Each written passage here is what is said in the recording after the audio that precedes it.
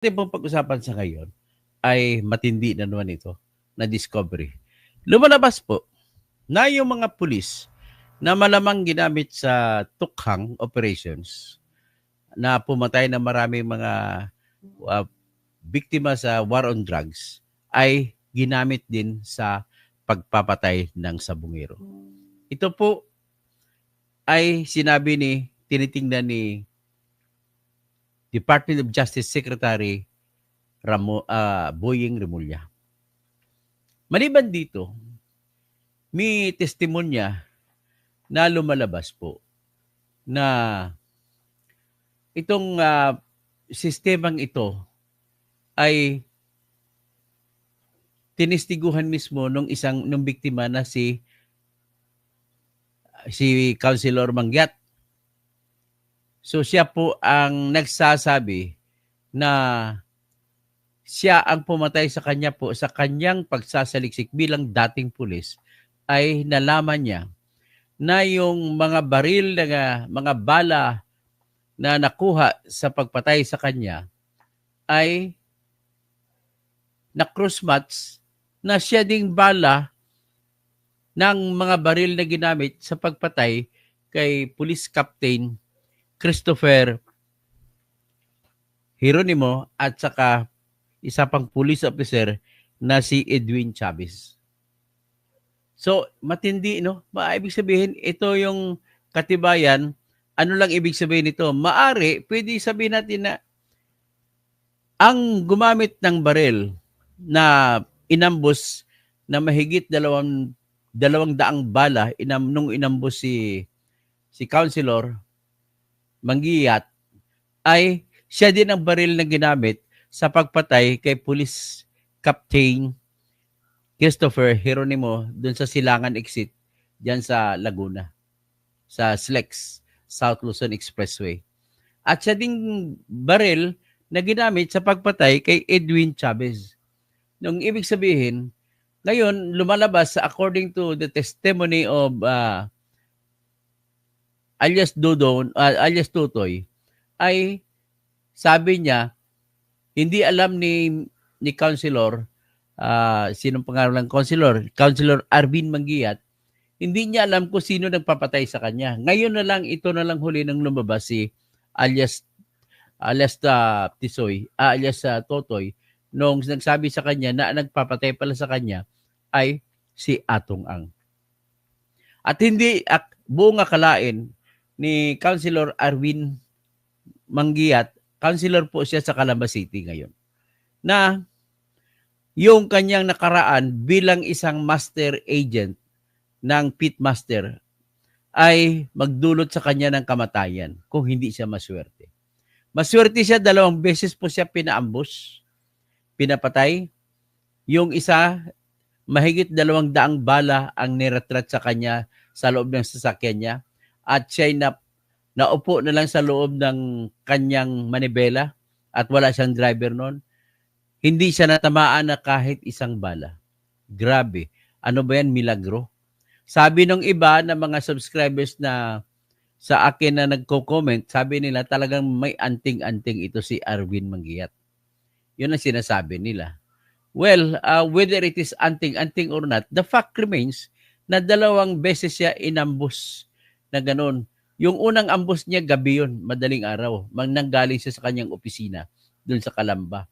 Papasok siya, malapit na siya sa kanyang bahay nung siya ay binaril. Pero sa kabutihang palad, talagang sinalba siya ng Panginoon. Siguro mataimtim siya maniniwala sa Panginoon.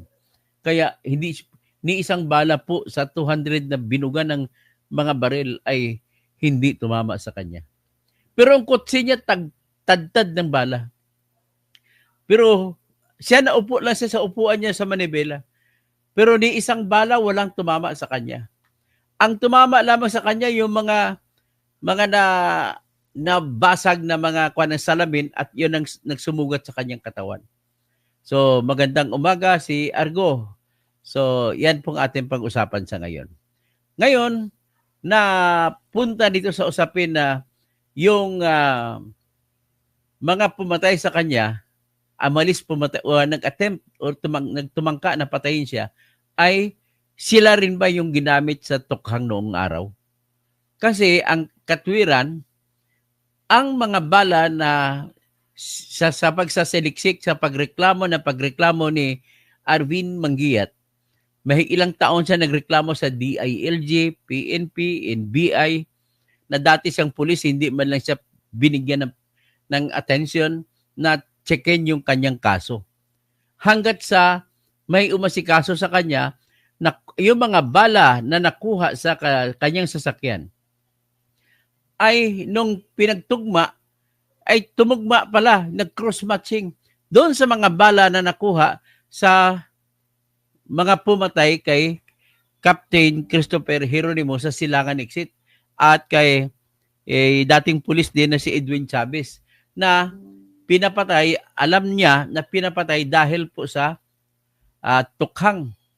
Yan ang sabi niya, kumbaga isang case ito na kasapi doon sa HBT. So ngayon, sabi ni Councilor Arvin Manguiat, sinabi rin ng kanyang kapwa-pulis dati nung araw na hindi daw dati parang pinapalabas na kasama siya sa high value target at kinikikilan siya. Para matanggal ang pangalan niya sa high value target, kinikikilan siya magbigay ng pera. Yan po. Ito po, pakinggan natin po yung interview kay Arvin Manguiat, isang napakaswerteng tao na kahit anong baril sa kanya, hindi siya natamaan kahit isang bala. So ito po, pakinggan niyo po si Arvin Manguiat. Ito po siya.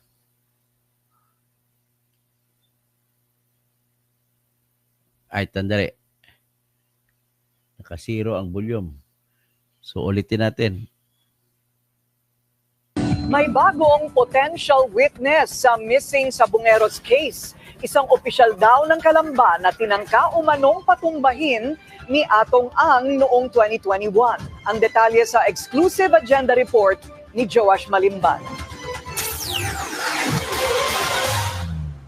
Sa halagang 2 milyong piso, ipinag-utos umano ng bilyonaryo at gambling tycoon na si Atong Ang pagpatay sa isang Calamba City Councilor 4 na taon na ang nakararaan. Yan ang kinumpirma ng whistleblower na si Dondon Patidongan o alias Totoy sa isang panayam kahapon. Swerte rin nabuhay, hindi namatay. Ngayon, sabi ko nga sa kanya, para mapatunayan ko lahat ng sinasabi ko, sana lumutang ka na rin, magsalita ka na rin kung sino ang nasa likod nito. Pinaghinlalaan niya ni Mr. Atong Ang na siya ang humawak na isang grupo ng tsupi. Kaya ang gusto nun, ipin down yung si Kapitan. Sa isang exclusive interview sa Billionaire News Channel, lumutang na si dating kapitan at ngayoy Calamba City Councilor Arvin Manguiat na isa ring dating master agent ng isang online pataya o isabong. Inilahad niya sa BNC kung papaano siya pinagtangkaang patayin noong 2021. June 29 ng madaling araw, mahigit 1:00 ng madaling araw, 1 a.m. Galing ako sa office ko sa bayan, pauwi. Tapos nagsosolo lang ako noon, akong driver. Ayun, may humarang sa akin na 2 Fortuner na itim, tsaka 2 motor.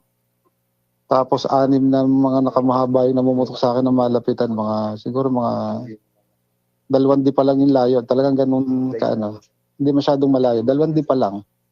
Tapos yung isa, pinasok pa niya yung baril sa akin, sa driver side. Talagang tinutok na niya. Nasa kulang-kulang 200 na bala yung inubos nila sa akin doon. Kwento ni Manguiat, hindi niya alam noong panahong iyon na sangkot si Ang sa ginawang pag-ambush sa kanya. Dagdag pa niya, taon-taon siyang nagpa-follow up sa iba't ibang ahensya ng pamahalaan na imbestigahan ang kanyang kaso. Ang kanyang nadiskubre, may ilan pang inambush na tugma sa mga baril na ginamit sa kanya. O, pakinggan nyo to May ilang inambos na tugma yung mga baril na ginamit dun sa pinatay na inambos. Pero siya buhay. Ang naging report nila sa akin, yung mga ibang inambush sa Calamba na yung si Police Captain Geronimo, yung inambush po sa Silangan Exit, tsaka po yung police officer na si Sir Chavez. So nagkameron nung cross-matching ngayon, positive. Yung ginamit sa kanilang dalawa, magkaibang accident po yun sa kanilang dalawa at saka yung sa akin, nag-matching. Si Patidongan umano ang nag-reach out at nagbigay sa kanya ng kumpirmasyon na si Ang mismo ang nag-utos na ipapatay siya. Ngayon, naimbestigahan niya, meron isang tao na parang inambos. Alam niya kung sinong tao. Kaya sinabi ko sa kanya, siya ang nagbigay sa akin sa lahat ng detalye ng mga pulis. Magkatugma kami, iisa. Sabi ko, yan yun. Yan ang inutosan na ni Mr. Atong Ang para patayin ka. Nakatakdang makipagpulong si Manggiyat at Patidongan kay Justice Secretary Boying Remulla. Anila, malaki ang kanilang tiwala kina SOJ Remulla at PNP Chief Nicolas Torre. Nalalabas ang katotohanan habang gumugulong ang investigasyon. Para sa agenda, Joash Malimban, Billionaire News Channel. So, yan po ang May bag yan ang nangyari sa kanyang Attorney Karen, at hindi ko po Dali, binabawi ang aking mga salita. Parang away girlfriend at away asawa lang yan, Attorney Asa na Karen. ba yun? Nagkakasala tayo sa nakaraan. Pero hindi big sabihin, hindi Asa tayo na ba yun? nagkakapatawaran. Ang mahalaga po ay i-take note natin ang lahat ng So, ating pagkukulang at wag na natin may ulitin problema at ako. i-improve natin sa susunod. Hindi po maganda na mag-away tayo habang buhay. Dahil ang magdurusa po ay ang ating pamilya at ang ating pamilya ay ang buong Pilipinas. So, anyway, ang atin ang pag-usapan na lang dito ay has been cleared by the Commission on palabas Elections natin na to assume his ang sa akin lang position dito ay very after a shortcut brief ay hindi ibig suspension sabihin due to a na si disqualification. Duterte ang papatay dito. Pwede mangyari na ginamit lang ni Atong Ang yung mga pulis na tiwali. At andyan naman ako sa kaisipan na yung lahat ng pumatay doon sa war on drugs ay yung mga pulis na tiwali na hindi makokontrol naman ni Duterte sa panahon niya. Kaya it doesn't matter kung parihas ang mga baril na ginamit doon sa pinatay sa high value targets at kumpara sa yung ginamit sa pagbaril kay Arvin Mangyat. What is important is mapatunayan na po kung sino ang nag-attempt na papatay sa kanya. At iyon ay walang iba, si Atong Ang, at ang gamit ebidensya dyan ay siya mismo na testigo, yung mga ambos na nangyari sa kanya, at pati po yung mga sinabi ni Totoy alias Totoy. Maraming salamat po at yan lang po ating sasabihin.